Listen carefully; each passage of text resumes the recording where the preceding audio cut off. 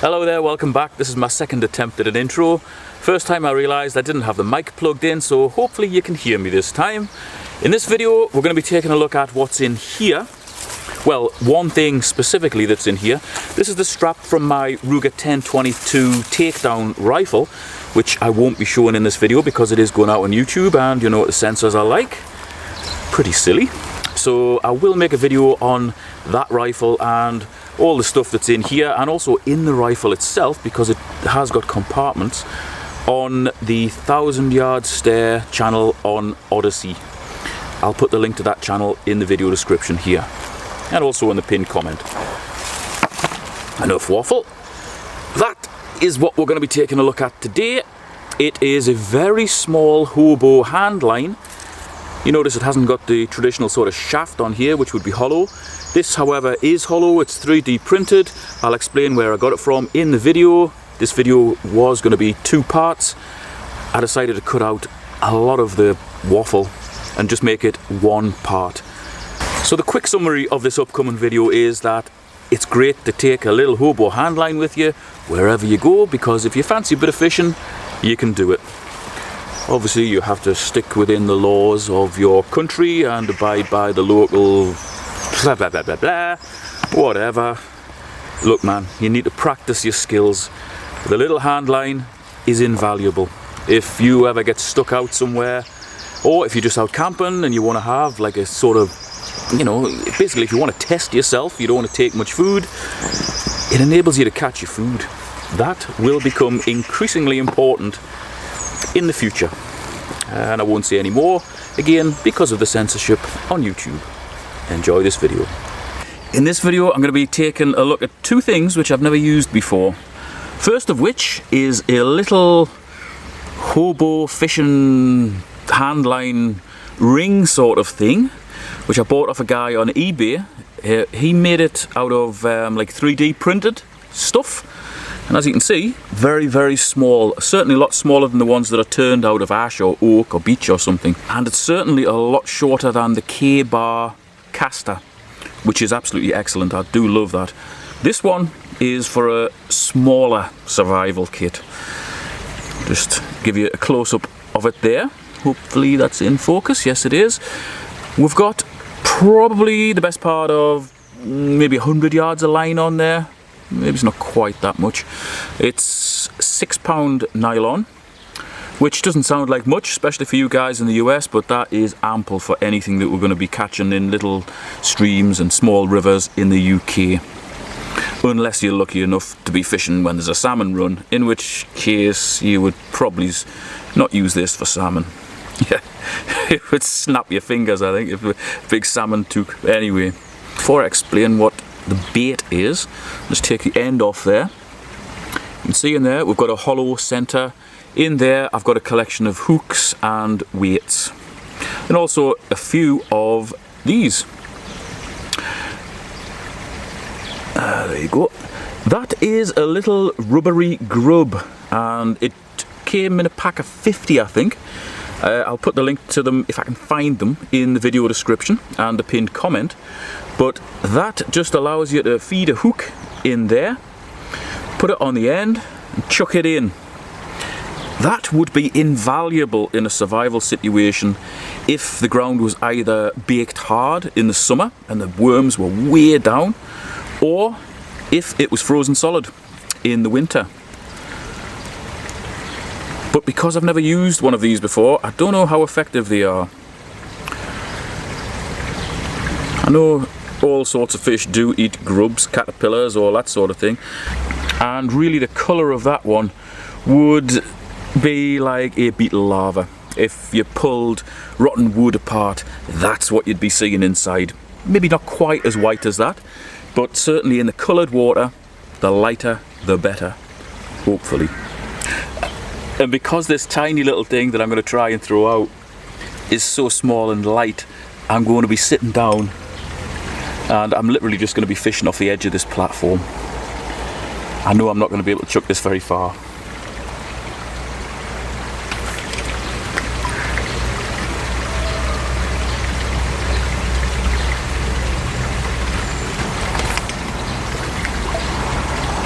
That actually went out about 4 meters. That's pretty good.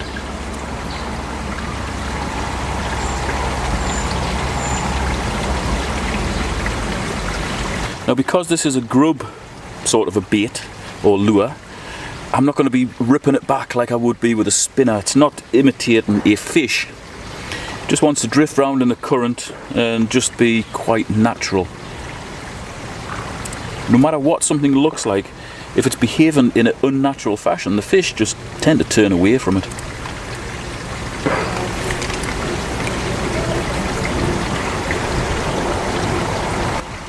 Now obviously I've edited this out, but I've had about 5 minutes fishing in that flow, not a touch.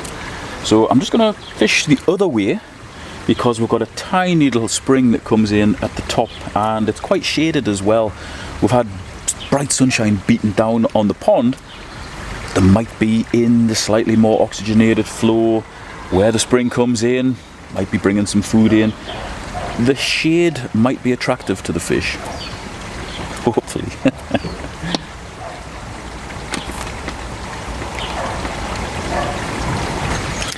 Now obviously I could just put a worm on the end of this hook, chuck it in and leave it. Something in this pond would eventually find it, and it probably wouldn't take long.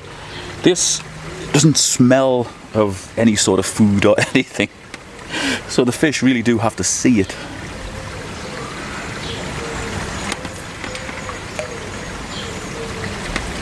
Right, I'm down the other end of the pond now. Very deep water off the end of here. Let's just show you the platform. There you go. Off the end of there, it's approximately 5 foot deep, and in the middle of the pond it's some ridiculous depth, probably around about 6 meters or 20 feet. It's like a giant basin. Got to be something underneath this platform.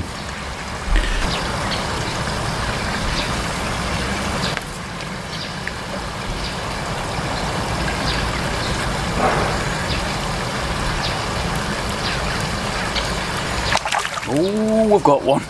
Took it on the drop.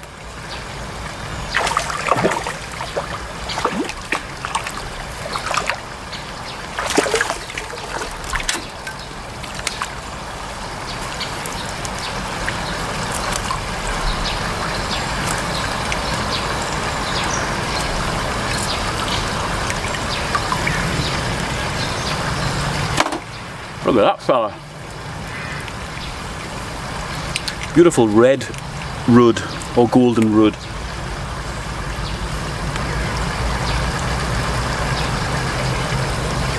Cracking little fish.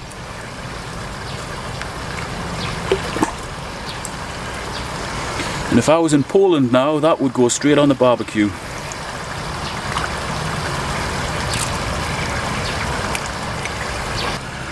Could imagine if there was trout in here, or certainly if I was fishing a river and I was jerking it back, the fish would just absolutely hammer it. Bear in mind, rudd have got very small mouths, and they're still hitting this. A trout would have no problem latching onto this. I've had numerous casts around the pond off the various platforms, a few little nibbles, a couple of fish on, but I only actually managed to land one fish. Still, that fish was big enough to provide me with a decent little meal if I chose to eat it. So I would call that a definite win. Exceptionally easy to use. I actually find it a little bit easier to wind this in than I do with the traditional sort of long shafted versions of these, because you've kind of got to hold them like that or like that, whereas with this both hands seem to work together much better. Big drawback of this one, especially compared to the K-bar caster, is that you just can't hold much gear inside of here. However, it still holds maybe 6 to 10 weights and about 20 odd hooks, as well as a couple of tiny little flicker spinners, and 3 or 4 of these things. So it's not actually bad. That's quite a lot of stuff now that I list it out. Yeah, I mean obviously it's nothing compared to the K-bar. I've got floats and spinners and I've, 50 odd hooks, weights, lures, rubbery things, all sorts in that. This, I mean you could still catch an unlimited amount of fish using just this. You've got plenty of line, you've got plenty of gear, because at the end of the day you really only need hooks and line. You know, you can work the rest out yourself. As promised, this is the part 2 of the testing for my little bushcraft hobo hand reel thing. And this time I've got a little bobber float attached. Hopefully the camera will pick this up, but there's basically just, oh, hold on, where are we? There, there's basically just a little spring-loaded button here, and when we press that, there's a little hook comes up on the bottom. Hopefully you can see that. It's just on the end of my nose there, and you just feed your line into there and then release the button. The spring pulls the little hook down and it holds this tiny little float onto your line. It will still slide a little bit, but it holds it enough to be able to chuck it out and suspend our little rubbery grub however far we want to suspend it below the float. It's currently about 10 inches or so. That should enable me to catch the rudd in my pond very easily, because they tend to mill around anywhere between a foot and, well, between a foot under the surface and right on the surface sometimes. Especially if it's sunny, sometimes you get them sunbathing. Hopefully this extra weight will enable me to chuck it a bit further and just drift it round in the current and see what happens.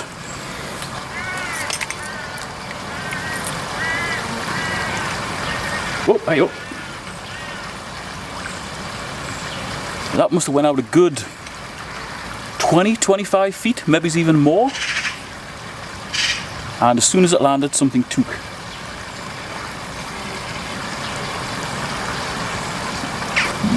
Well, I think this float's a little bit too small because it is slowly sinking.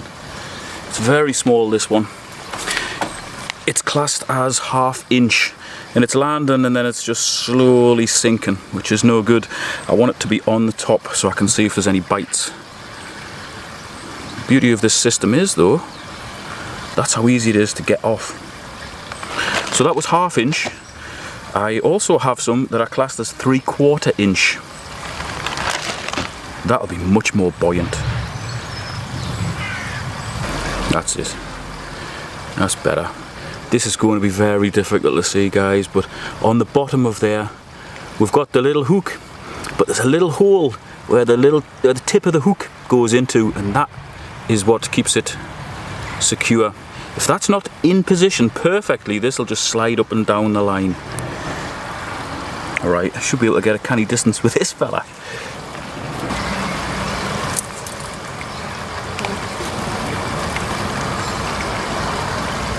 Easily a good 25-30 feet.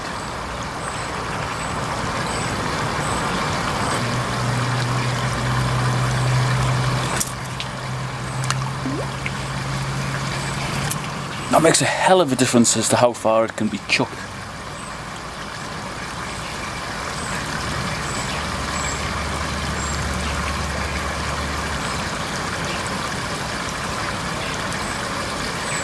And that was another bite. As soon as the little rubbery grub went down and settled, the fish are taken.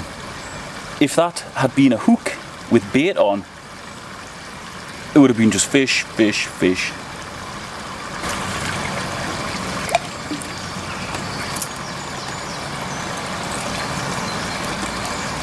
Whoa, that was a quick take on the drop. Makes a hell of a difference being able to see a float, some sort of visual representation as to what's going on under the water.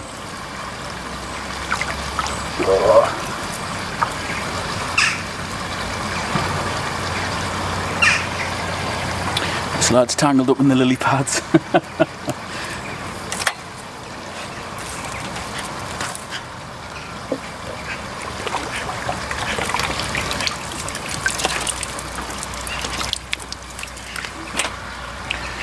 Had to sacrifice a couple of my lily pad leaves. Wet my hand.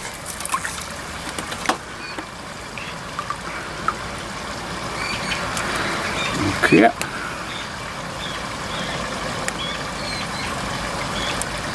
There we are. Look at that little beauty. It is a rudd, and it's probably £1/4 pound. That absolutely hammered that lure.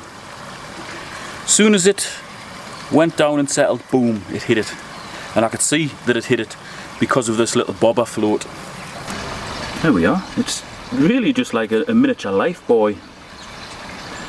But you can see it from a good distance away. And it holds the bait, or your, in this case, rubbery lure, the right distance. Yeah, we're in the heat of the day now. Bright sunshine, baking hot sun, and there's a lot of bubbles coming up from the bottom of the pond, which tells me that the fish have probably gone way down to get out of the sun.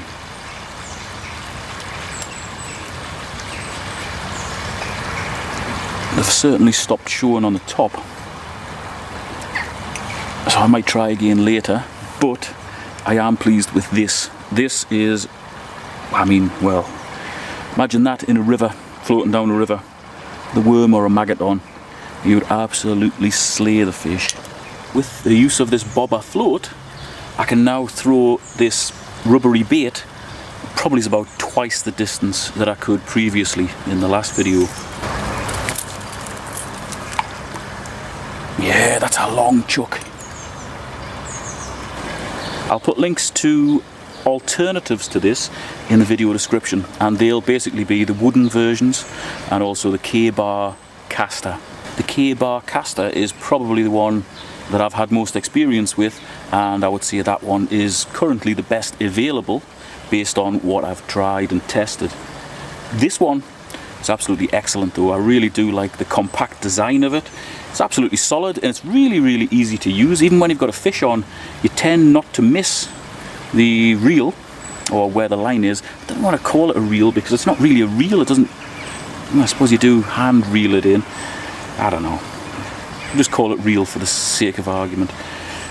Because you've got your hands close together and they're in a natural position, it's a lot easier to reel this in compared to standard Hobo hand lines.